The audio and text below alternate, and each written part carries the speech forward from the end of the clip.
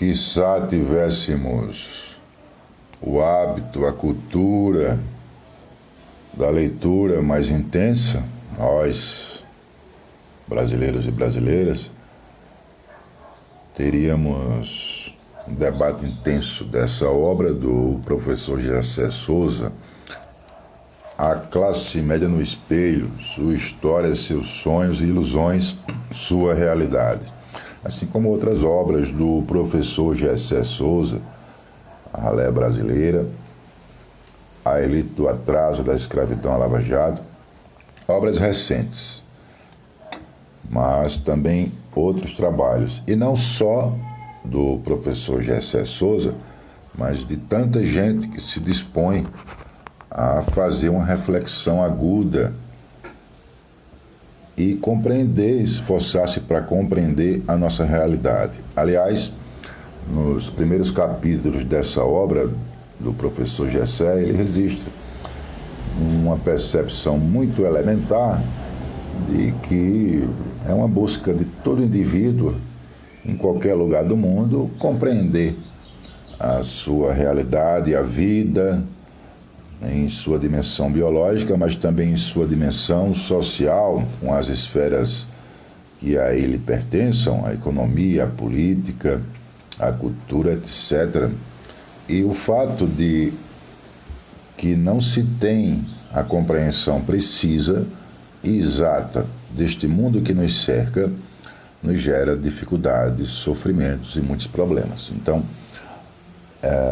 Gessé sinaliza em dado momento da obra dele, né, e isso é repetido em alguns trechos, que temos deliberadamente posto para nós uma dificuldade de compreensão, e chega a ser até cognitiva às vezes, porque não é dada às pessoas por igualmente, todas as pessoas nacionais do nosso Brasil, não é dada as condições necessárias de interpretar o mundo ao seu redor. E diga-se, interpretar o mundo ao seu redor é compreender o passado impreterivelmente. Afinal de contas, tudo que temos ao nosso redor tem origem no passado.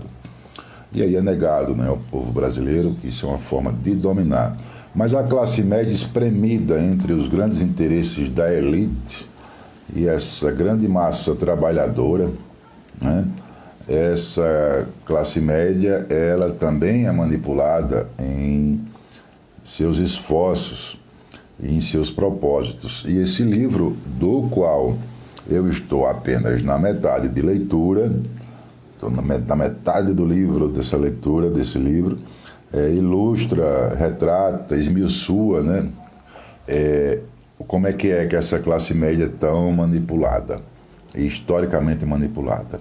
Então vale a pena a leitura, e eu me propus aqui a fazer um registro, como eu digo sempre em outras comunicações, para estimular o debate, outras pessoas também se sentirem à vontade para fazer suas anotações audiovisuais, também anotações de áudio como essa, mas para relatar uma passagem aqui do livro de Gessé, que é um dos livros de Gessé, em que outras obras dele, eu senti uma falta, que é um reconhecimento, de algum modo, ao vanguardismo que o Gilberto Freire traçou, né?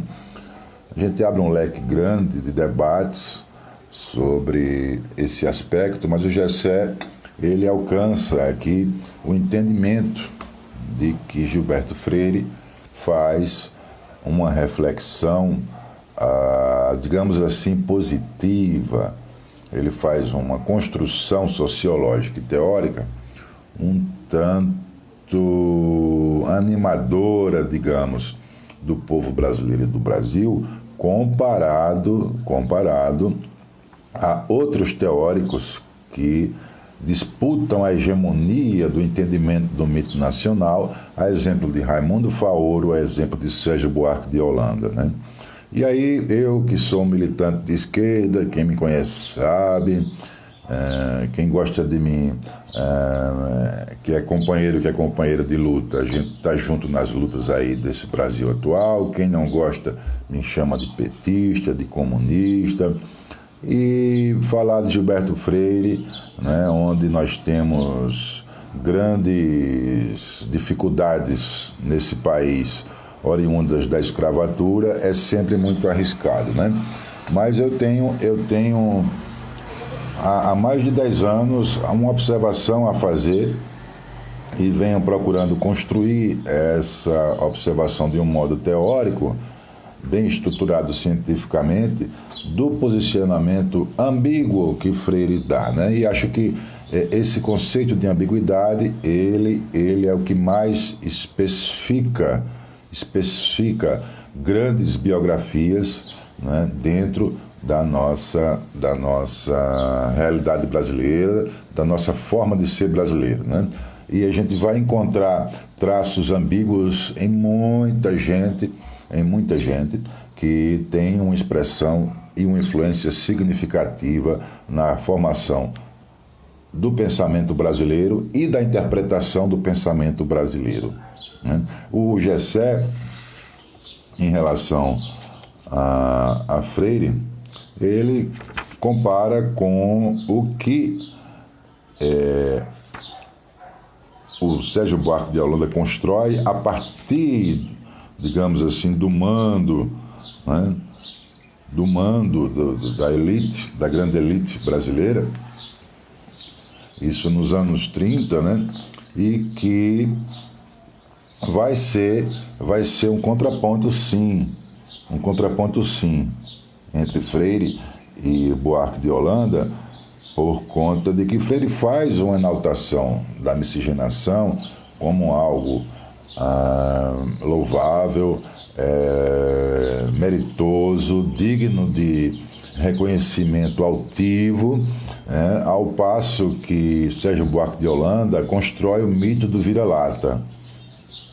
Ora, são dois grandes intelectuais oriundos da alta classe média e da elite nacional, então eles têm uma cultura totalmente formada geracionalmente a partir das lógicas escravocratas colonizantes dos primórdios do Brasil, né? Estamos falando aí dos 1600, que geração após geração a classe dominante vai formando os seus membros dentro de uma lógica escravocrata, dentro de uma lógica excludente à grande massa trabalhadora. No caso da época da colonização, a massa escravizada, né, da África, né?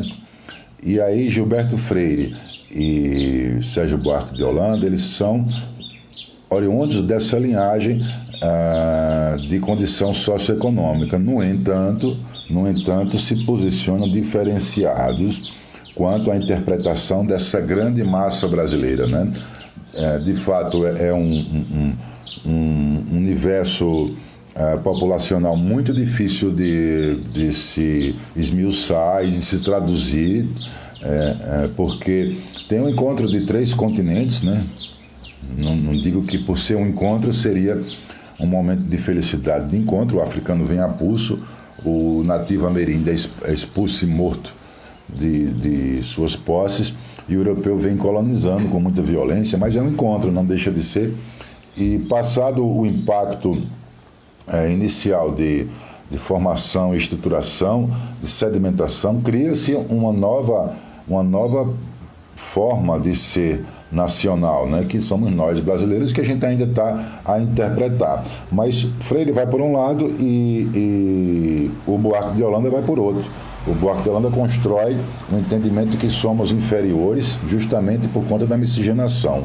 E aí vem o entendimento da noção do vira-lata, né? O brasileiro vira-lata, que é inferior ao americano, né? O Gessé é quem vai dizer isso, né? Isso aqui eu tô sinalizando esse aspecto, como disse, por uma questão de nota futura e também de estímulo à reflexão. Não é fácil fazer com palavras essas observações, mas eu não consegui passar da página aqui, já reli umas 3 vezes, porque o Freire é citado aqui como alguém, literalmente, que faz algo um tanto vanguardista, né? Por Gessé, né? Esse Freire que alguns grupos acertadamente o põe numa condição opressora, numa condição de representante da elite que nega, ou pelo menos não realça, né, o que foi a violência do sistema escravocrata, né? O próprio Gessé vai trabalhar na tese dele do livro A Ralé Brasileira e em outros livros que vai ser a escravidão a grande marca de formação brasileira, né? Não é outra coisa a não ser a escravatura, que é o grande traço de brasilidade dominante em tudo que se possa imaginar. Ora, Gilberto Freire, de fato, ele não sinaliza as atrocidades que foi a escravatura. Mas nós estamos falando de 1930, com Casagrande Senzala, que é a obra inaugural de Gilberto. Estamos falando de um intelectual que se viu a ditadura militar brasileira de 64, Gilberto Freire, mas estamos falando também da pessoa que apresenta o negro e o mestiço brasileiro, né? Essa mistura que nós somos, apresenta como seres modernos, como indivíduos originais, próprios de uma cultura construída nova de algum modo, né? Se não nova, ao menos com um novo perceber de viver nos trópicos, com certeza um novo perceber de viver nos trópicos. Afinal de contas, não há registro anterior ao Brasil do encontro do europeu, do africano e do ameríndio, e a partir disso uma tentativa de construção harmônica. Talvez o Gilberto Freire tenha proposto algum sincretismo antropológico, né, nesse caldeirão de milenaridade encontrada aí nos 1600 e que ainda hoje está ainda por se conhecer. Mas ao tempo que este Freire que se viu a ditadura militar, este Freire que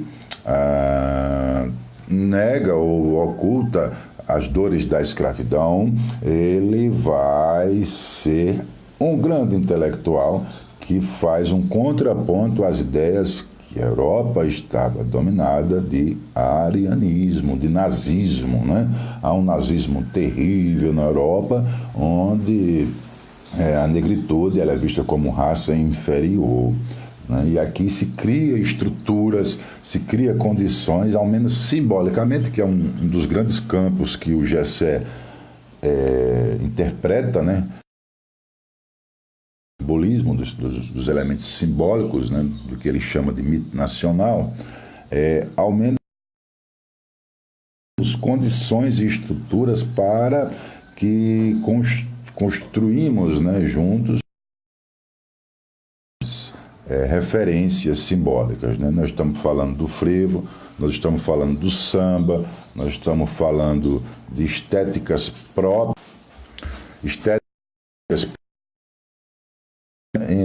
estamos falando de literatura que de fato tem uma vivência, uma literatura que tem uma vivência original, e assim por diante, também de uma linguística, né? Porque o modo de falar brasileiro é único no mundo, também uma linguística nisso tudo, né? Eu vou concluir porque a minha internet não está muito boa. Então, o Gessé fala aqui na página 111, né? O Gessé fala que a internet... Bom, vou tentar dar sequência aqui à minha nota de leitura e vou concluir, porque já não tenho tecnologia suficiente para dar uma expansão maior à reflexão, mas dizendo que estou muito feliz desse aspecto. Eu queria também sinalizar que o Gessé tem a coragem de fazer uma crítica a quem quer que seja, né? E aí ele critica a esquerda, dando reconhecimento de que no Brasil o Partido dos Trabalhadores é a expressão primeira a expressão primeira de inclusão de uma grande massa trabalhadora, mas também de outros setores de classe média, voltada para o questionamento do andamento desigual da distribuição econômica e de oportunidades do Brasil, e além disso também inclui outros setores sociais progressistas, né? O caso da Igreja Católica, que tem também suas expressões significativas de representatividade e liderança no meio da classe trabalhadora, da classe popular, e o Partido dos Trabalhadores é o que mais tem representatividade eletiva, né, para fazer cabo de moldar o Estado brasileiro de um novo entendimento em que contemple uma grande massa de pessoas que até então eram totalmente esquecidas, né, que o Gessé chama de um modo não pejorativo a ralé brasileira, né, mas de um modo que a elite e boa parte da classe média o trata assim, esse grande contingente, né, de ralé brasileira, ignorando e deixando à margem até perceptiva de qualquer política pública ou de qualquer até simbolismo nacional, né? Então é uma construção complexa que vale a pena a leitura, mas ele vai dizer também, o professor Gessé, e mostra isso com muita categoria, e aí é onde me motiva a fazer essa reflexão, que a esquerda brasileira, ela se contrapõe a um projeto dominante histórico, né, como assim é em qualquer lugar do mundo, representações políticas de pessoas politizadas num campo que não seja um campo burguês, né, por excelência, que não seja um campo liberal. A própria esquerda, ela reproduz a lógica vira-latice, né, vira-latice do Sérgio Buarque de Holanda sem o perceber. Então, o professor Gessé nos convida a uma autocrítica, né?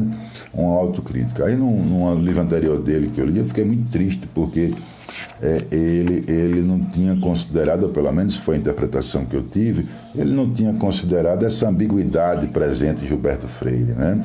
Eu já aqui, na minha militância, eu já nem falo de Gilberto Freire, porque os grupos que trabalham são diversos, das camadas populares dos campos de esquerda, bem constituídos e bem teorizados, né? O Freire é uma espécie de demônio, para alguns, para todos não, uma espécie de demônio, né? Mas vamos lá, em 30, quem era o demônio que estava, né? Vamos usar essa expressão tão conhecida.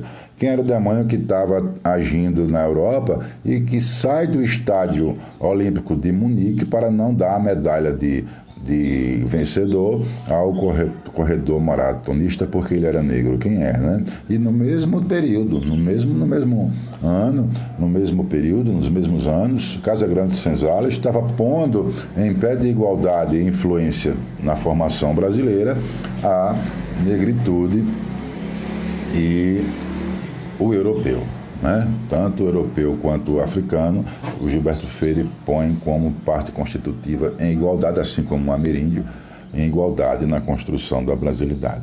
Daí que é perceber essa ambiguidade, e ela parece que é presente, né? Ela é presente em tantas biografias, né? E que a gente não caia no maniqueísmo bobo de descartar ao desdém qualquer tipo de construção que possa ser posta, né, da realidade do pensamento brasileiro, quando a gente observe um traço ou outro que ele não é condizente com o total daquela vivência que nós nos dispomos. A exemplo de Freire, né, que se viu a ditadura militar brasileira e por si só já macula, né, e aí a gente não nega, né, que está maculada, né, não nega que macula, né, e no entanto, Gilberto Freire é quem vai apresentar um primeiro extrato de percepção de que o ameríndio, o africano e o europeu estão em equidade na formação do povo brasileiro, ao passo que a Europa nazista,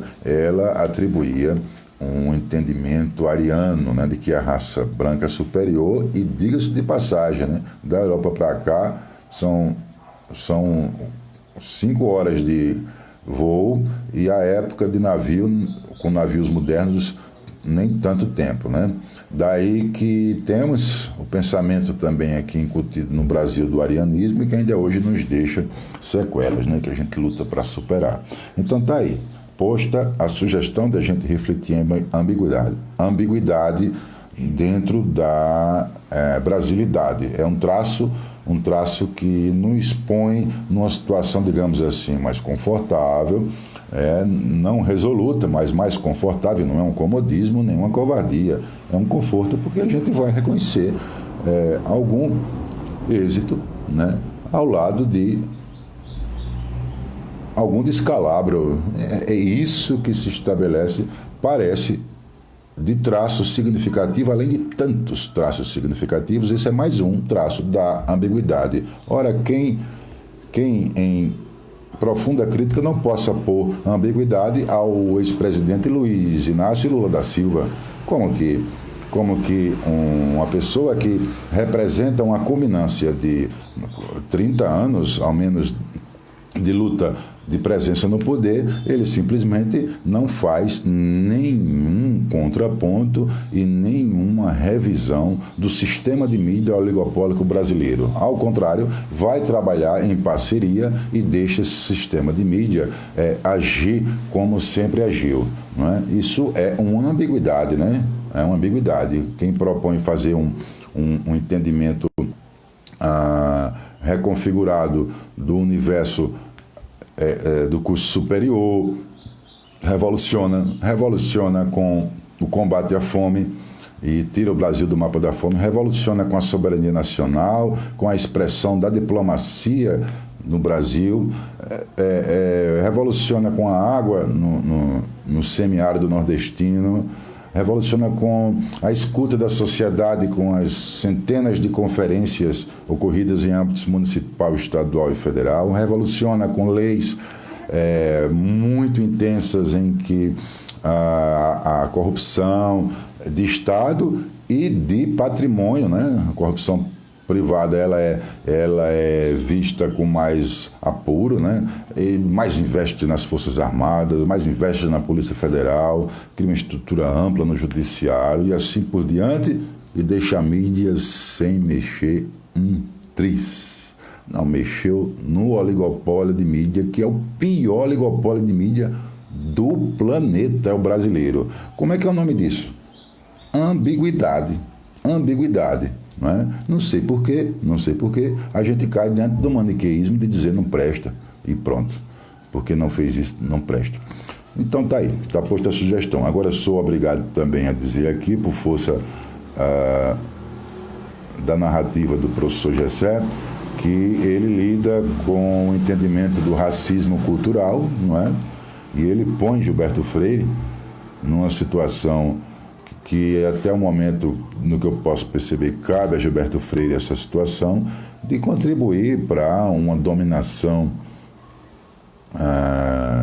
no Brasil, uma dominação, digamos assim, colonialista moderna, no sentido de trabalhar o racismo cultural, né? Freire faz um esforço, como já se fala, de dentro da